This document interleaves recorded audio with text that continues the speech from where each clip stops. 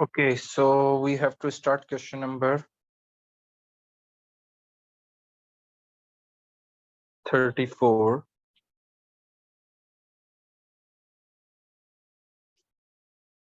A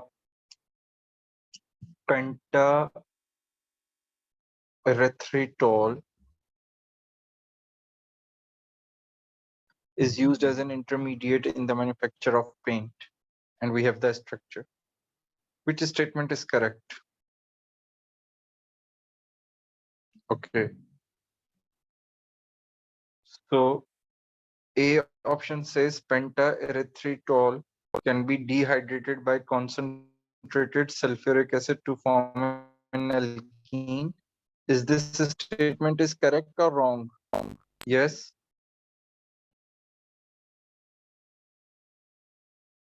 Wrong, Why? because sulfuric acid is used as a reducing agent. But sulfuric acid doesn't also used as a dehydrating agent as well? Sir वो Al2O3 use नहीं होता? दोनों use होते हैं, Al2O3 भी use होता है और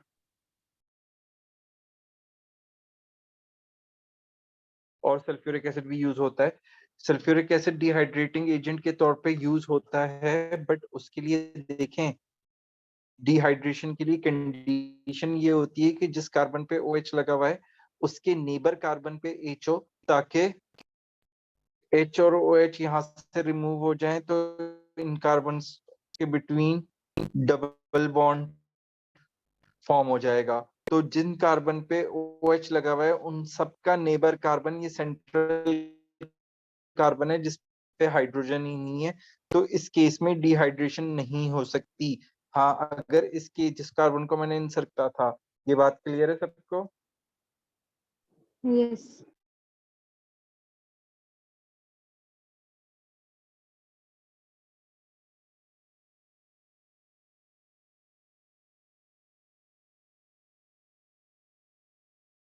क्लियर है सबको?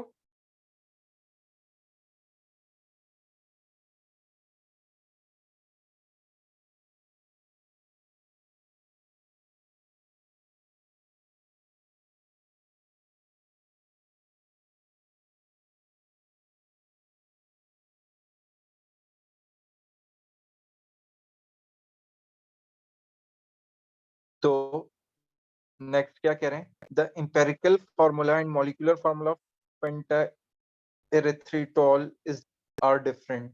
तो अगर हम देखें तो कितने कार्बन एटम्स हैं दोनों में? ओह सॉरी, पेंटाएरिथ्रिटॉल में 5 हैं, ठीक है।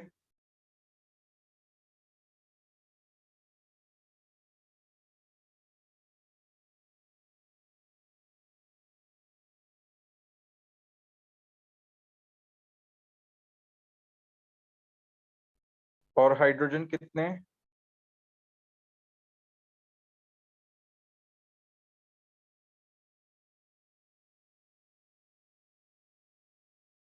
There are 8 9 10 hydrogens. और ऑक्सीजन कितने? 4 ऑक्सीजन है। तो एम्पेरिकल फॉर्मूला इसका C2H5O2 होगा, तो एम्पेरिकल और मॉलिक्यूलर फॉर्मूला डिफरेंट है, तो बी भी रॉन्ग है।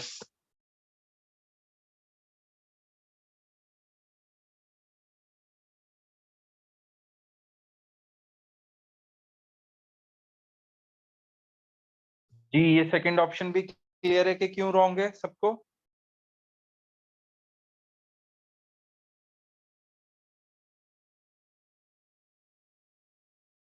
Now see, pentaerythritol does not react with acidified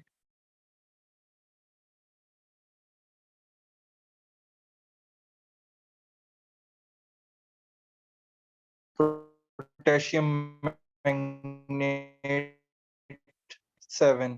तो सेकेंडरी अल्कोहल नहीं रिएक्ट करता, जिन कार्बन पे OH लगा हुआ है उन ऑक्सीडाइज होकर कार्बोक्सिलिक एसिड में कन्वर्ट होगी। Wrong as well.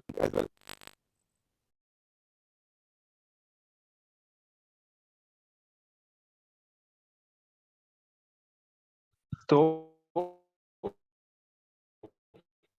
अगर ए, बी और सी तीनों रॉन्ग हो गए तो हमारा करेक्ट आंसर क्या होगा? डी। ये बात क्लियर है सबको? यस। जी, शीजा, सालेहा एंड यशफा।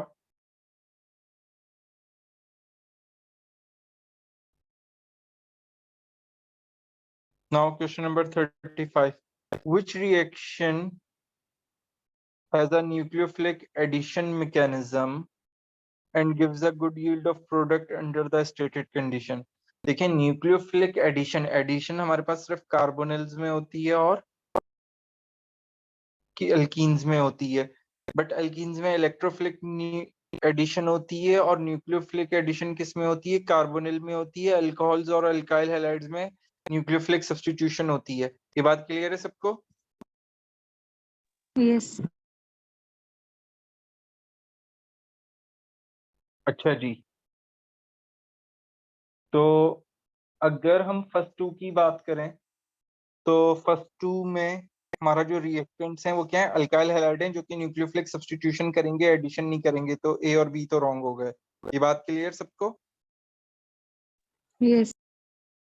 ओके, सी और डी दोनों में मॉलिक्यूल जो रिएक्ट कर रहा है वो प्रोपानॉल है। प्रोपानॉल एक एल्डिहाइड होता है।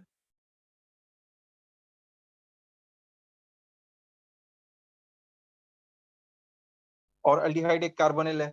तो सी और डी दोनों पॉसिबिलिटीज हैं। वो कह रहे हैं reacting with hydrogen cyanide under alkaline conditions, reacting with hydrogen cyanide under acidic conditions. जी, तो किस कंडीशंस में हमें प्रोडक्ट की ज्यादा यील्ड मिलेगी? एसिडिक कंडीशंस में या अल्कलाइन कंडीशंस में? इसका आंसर आप में से कोई बता सकता है?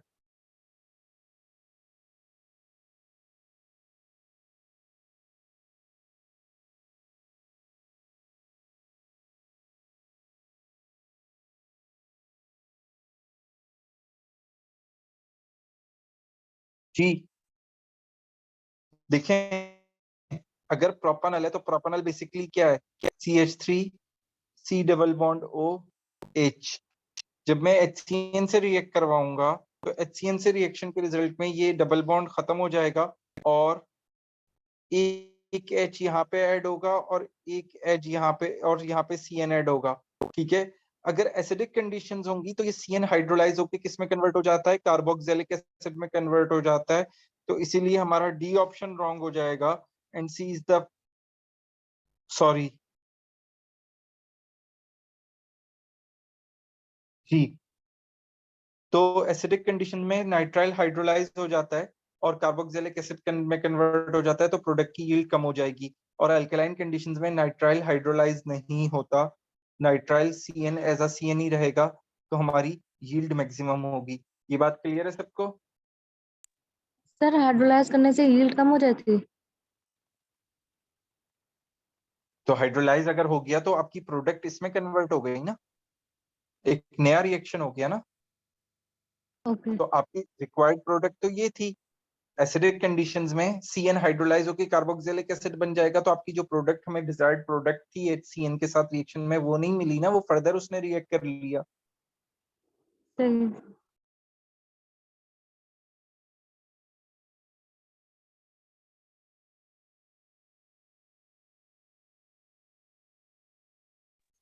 सर आप दोबारा एक्सप्लेन कर सकते हैं, वो आपकी आवाज कट रही थी।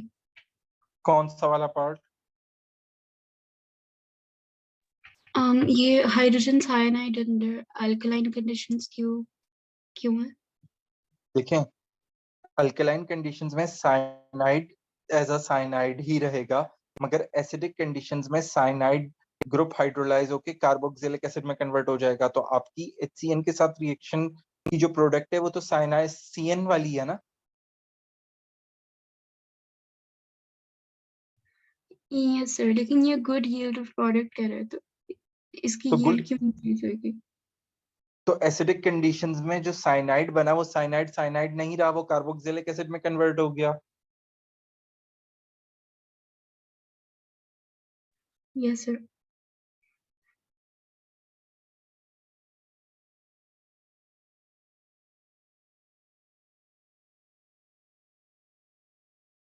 ठीक है, क्लियर है?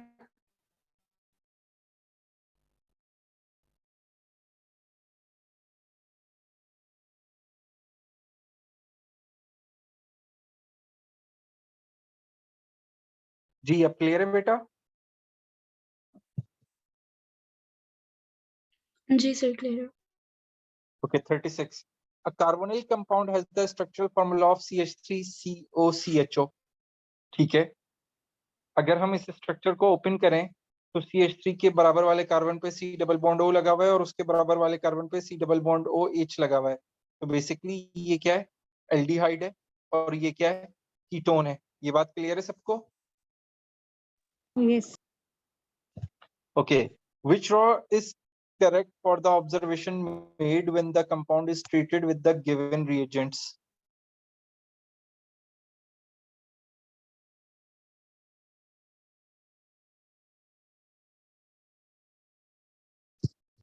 जी, तो एल्डिहाइड और कीटोन दोनों 2,4-DNPH से रिएक्ट करते हैं।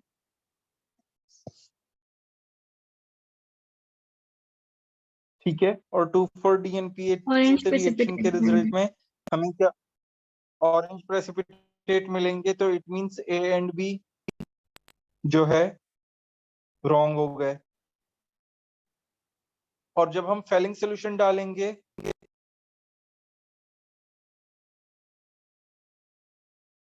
तो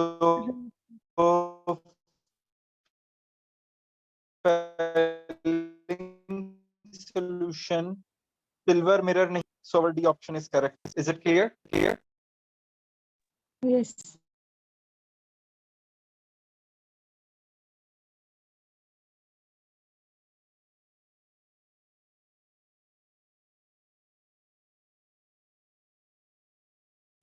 अस्सलाम वालेकुम सर। वालेकुम अस्सलाम अमीना। आपने 2 क्वेश्चंस मिस कर दिए हैं, तो उनको जो है मैं रिकॉर्डिंग शेयर कर दूंगा, तो उसमें देख लीजिएगा। Okay sir.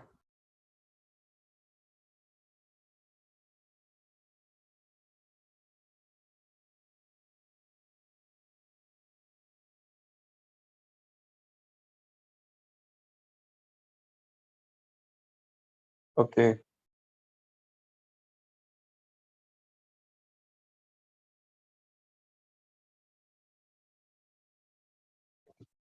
Now question number 37।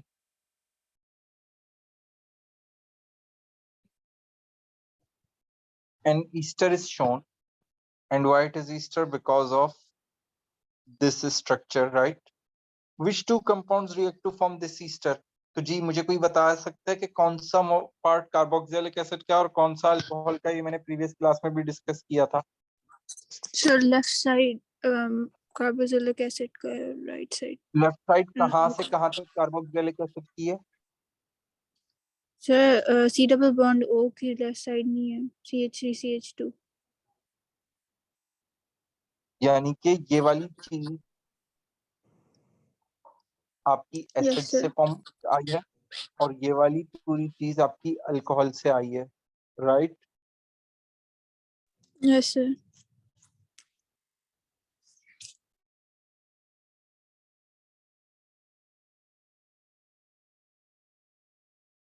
Okay, तो इसका मतलब है अल्कोहल जब बनेगा तो यहाँ पे ये OH लग जाएगा और कार्बोक्सिलिक एसिड में यहाँ पे OH आ जाएगा। ये बात क्लियर है? तो कार्बोक्सिलिक एसिड में 1 2 3 कार्बन है और तीनों लीनियर है, तो प्रोपानोइक एसिड।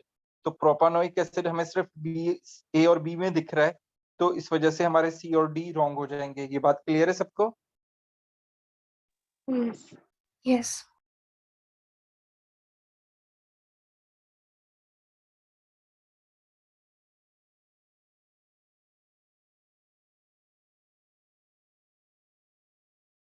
ओके, अब अगर हम इस स्ट्रक्चर को देखें जो अल्कोहल फॉर्म हुआ है, तो उस अल्कोहल में ये फर्स्ट कार्बन, ये सेकंड कार्बन, ये थर्ड कार्बन, क्योंकि लॉन्गेस्ट चेन ये बन रही है और सेकंड कार्बन पे हमारे पास एक मिथाइल ग्रुप भी लगा हुआ है और एक OH ग्रुप भी लगा हुआ है। तो अल्कोहल का नेम क्या होना चाहिए? 2 मिथाइल प्रोपेन 2 ऑल। तो यहाँ पे ए में 2 मिथाइल प्रोपेन 1 ऑल है, तो A goes wrong and B is the correct answer. Is it clear to everyone? Yes. Yes. अगर किसी को कोई कंफ्यूजन है तो प्लीज पूछ लें।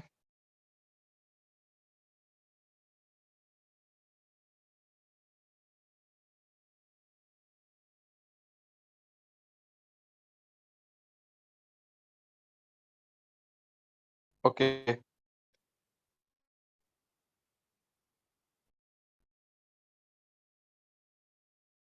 Which compound can be used to make propanoic acid by treatment with a single reagent? जी, इनमें से किस मॉलिक्यूल को हम एक रिएजेंट से यूज करके प्रोपानोइक एसिड बना सकते हैं?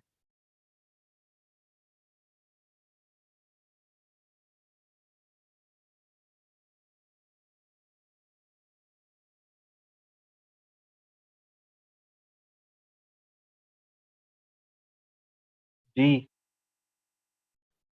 Sir, D. C. D and C. देखें, डी में डी इज बेसिकली, अगर मैं डी का स्ट्रक्चर बनाऊं तो वो कुछ ऐसा होगा, राइट? तो ये क्या है? सेकेंडरी अल्कोहल है। On oxidation it gives me ketone, not carboxylic acid. ये बात क्लियर सबको? सर अगर B करें तो उसका हाइड्रोलिसिस सिर्फ होगा ना, तो उससे बन जाएगा। बिल्कुल, मगर उससे बेटा ब्यूटानोइक एसिड बनेगा क्योंकि उसमें 4 कार्बन है, राइट? Right, okay. ठीक है, एक रिएक्शन से कार्बोक्सिलिक एसिड बन रहा है बट उन्होंने प्रोपानोइक एसिड बोला है और ये ब्यूटानोइक एसिड बन रहा है, तो बी भी रॉन्ग है। ये बात भी क्लियर है सबको? Yes. अब अगर सी में हम देखें, सी में 2 फंक्शनल ग्रुप्स हैं, राइट? Yes. तो अगर 2 फंक्शनल ग्रुप्स हैं तो क्या एक रिएजेंट से ये कार्बोक्सिलिक एसिड में कन्वर्ट हो सकता है? जी, No. नहीं No. हो सकता क्योंकि हमें 2 स्टेप्स में रिएक्शन प्रोसीड करना पड़ेगा, तो सी भी रॉन्ग हो गया।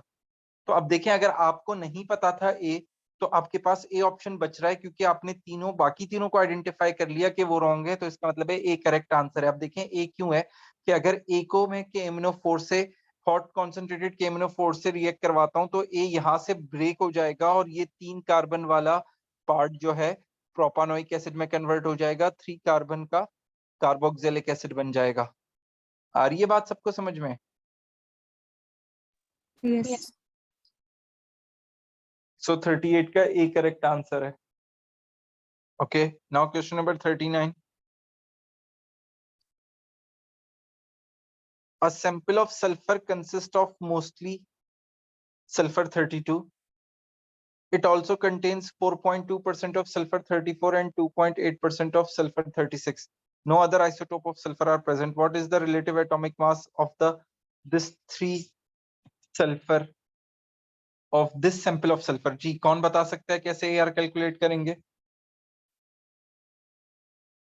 So 93 multiplied by 32 plus 4.2 multiplied by 34 plus 2.8 multiplied by 36 divided by 100 करते हैं। 93 मल्टीप्लाई बाय 32, आप इन दोनों को 100 में से माइनस करेंगे तो सल्फर 32 की आपको वैल्यू मिल जाएगी।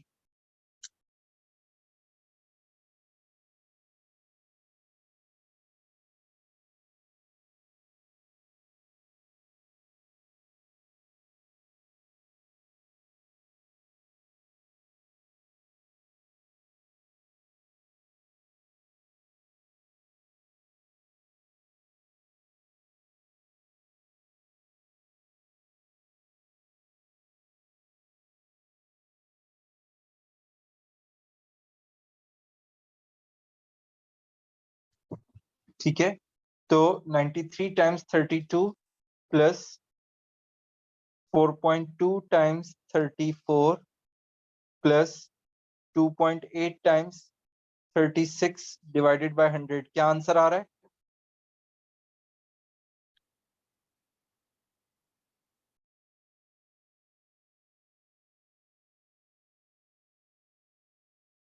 थर्टी 2.2।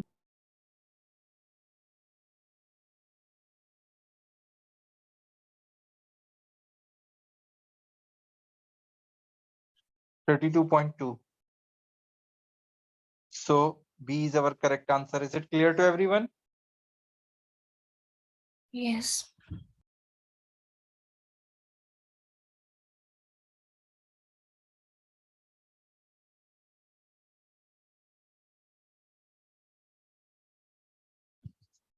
Question number 40.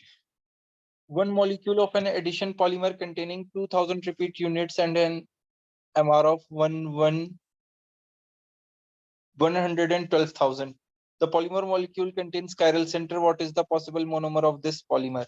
अच्छा, हमें मोनोमर आइडेंटिफाई करना है. अच्छा, एक बात हमें पता चल रही है कि ये जो MR की वैल्यू है, इसमें कितने मोनोमर्स ज्वाइन हुए हैं? 2000. 2000. जब मैं 2000 से डिवाइड करूंगा तो मुझे नंबर ऑफ, मुझे मास मिल जाएगा 1 रिपीट यूनिट का. ये बात क्लियर है? सर हम ऐसे नहीं कर Yes. सकते कि जितनी भी 4 ऑप्शंस हैं उनका MR फाइंड करके उसी को 2000 से टाइम्स कर दें और जो भी बार बार सबका करना पड़ेगा ना. जी हाँ, उस तरह भी कर सकते हैं और हम इससे भी एक का MR और जो निकाल भी के देख वैल्यू सकते हैं. 112,000 आ जाए वही होगी.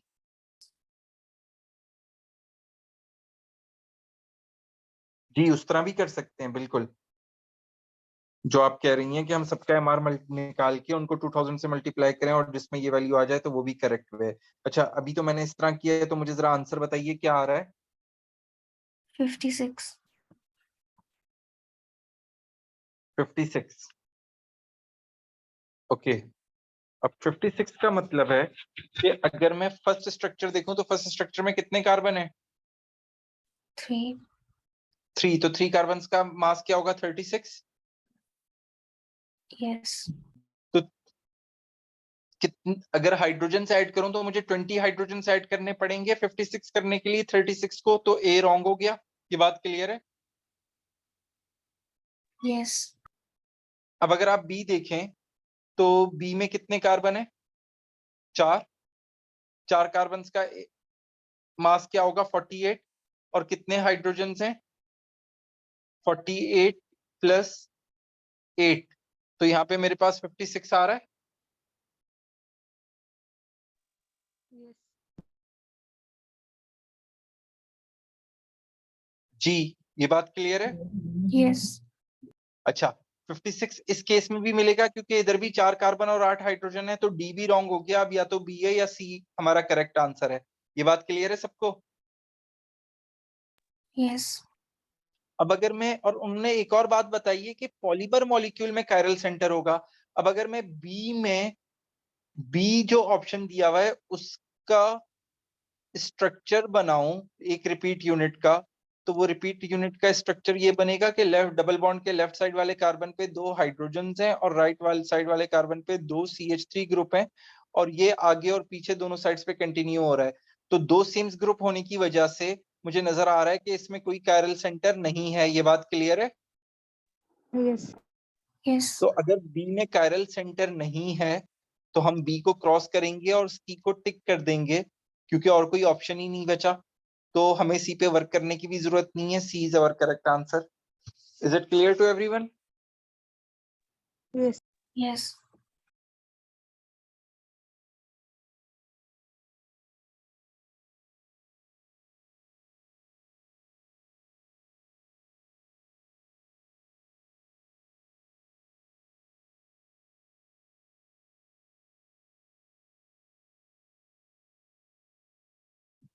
ओके.